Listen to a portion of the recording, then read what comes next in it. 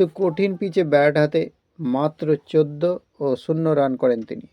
এমন পরিস্থিতিতে পঞ্চম টেস্টে প্রথম একাদশে তার জায়গা এখন প্রশ্নবিদ্ধ হয়ে পড়েছে। কারণ রাহুল যদি শেষ টেস্টে ফিট হয়ে ফিরে আসে, খেলবেন শেষ ম্যাচ, আর সুযোগ দেবে না বিসিসিআই। তিনি কে? রজত পাতিদারের খারাপ ফর্ম ভারতীয় ক্রিকেট দলের জন্য মাথা ব্যথার কারণ হয়ে দাঁড়াচ্ছে। রোহিত শর্মার নেতৃত্বে ব্রিটিশদের বিরুদ্ধে সিরিজ জিতলেও কিছু খেলোয়াড়ের পারফরমেন্সে খুব একটা খুশি হবে না ম্যানেজমেন্ট, যার মধ্যে রজত পাতিদারের সঙ্গে যুক্ত হয়েছে আরও একটি নাম। কঠোর পরিশ্রমের পর আন্তর্জাতিক ক্রিকেটে অভিষেকের সুযোগ পেয়েছেন এই খেলোয়াড়।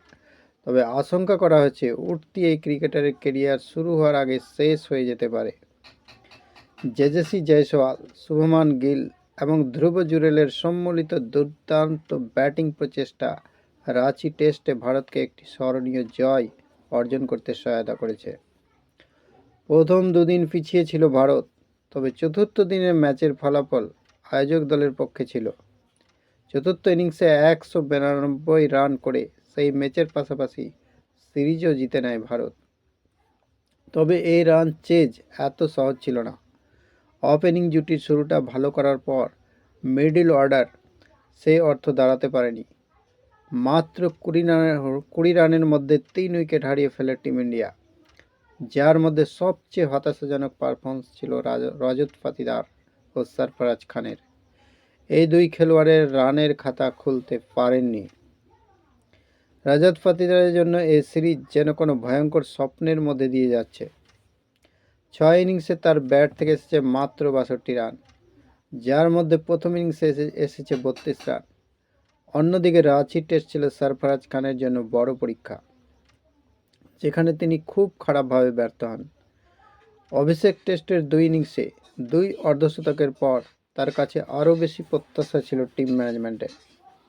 কিন্তু কঠিন পিচে ব্যাট হাতে মাত্র 14 রান করেন তিনি।